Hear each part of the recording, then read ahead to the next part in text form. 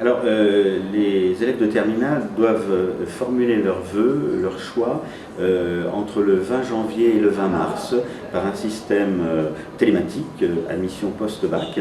Ils font des vœux, par exemple des classes préparatoires, des BTS, des DUT, des universités. C'est bouclé au 20 mars, et ensuite, il y a une période où ils pourront changer leurs vœux, changer l'ordre de leurs vœux, mais ils ne peuvent plus en rajouter. Voilà, donc il faut vraiment qu'à partir du deuxième trimestre, ils sachent ce qu'ils vont envisager comme poursuite d'études.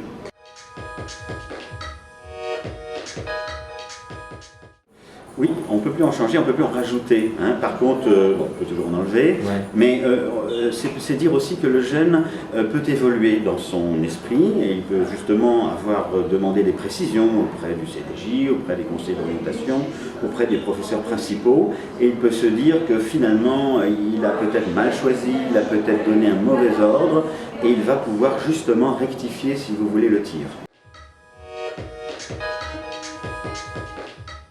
Alors les universités aujourd'hui ont fait beaucoup d'efforts pour faire en sorte que leur premier semestre de la première année de licence soit un semestre que l'on appelle un semestre d'orientation. C'est-à-dire que l'université va essayer, par un tutorat aussi des élèves, va essayer de donner la possibilité à un élève qui se sent mal finalement dans cet engagement de licence, va essayer de leur donner des possibilités de réorientation.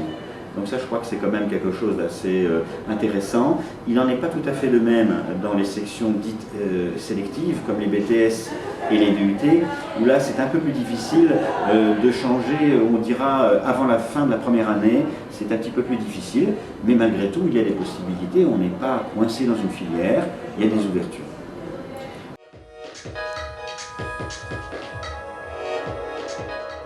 Alors, les prochaines étapes, ça va être, disons, dans les vœux, ils vont pouvoir faire passer tel vœu avant l'autre, ils vont changer l'ordre de leurs vœux. Ils vont avoir, par exemple, eu connaissance de certains lycées, des classes préparatoires qui sont plus difficiles que d'autres. Imaginons qu'ils aient mis des lycées trop forts en tête, ils n'ont aucune chance. Donc ils vont pouvoir reprendre un petit peu cet ordre et mettre des vœux un peu moins, on va dire entre guillemets, prétentieux. Hein. Également pour les BTS, les DUT, ils peuvent tout d'un coup se dire, avoir une réflexion, moi finalement je préférais faire un BTS en alternance en premier vœu plutôt qu'en formation initiale. Voilà encore un moyen là de changer, après le mois de mars, l'ordre de leurs vœux.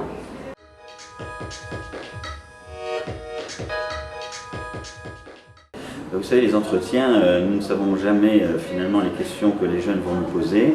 Ils viennent parfois complètement perdus, ils ne savent pas quoi faire. Donc il s'agit dans un entretien d'une demi-heure à peu près d'essayer de leur faire préciser leur projet, les aider à formuler finalement un projet.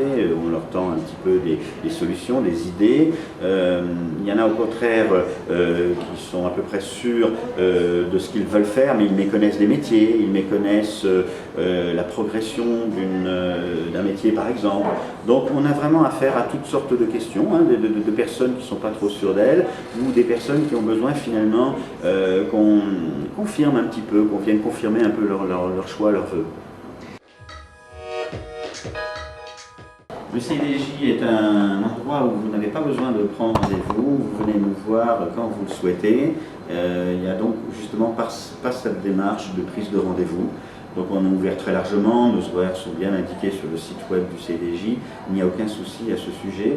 Il y a des périodes avec un peu plus de monde, les périodes en général justement d'orientation, c'est vrai qu'il y a un peu plus de monde, mais en réalité il n'y a pas de souci.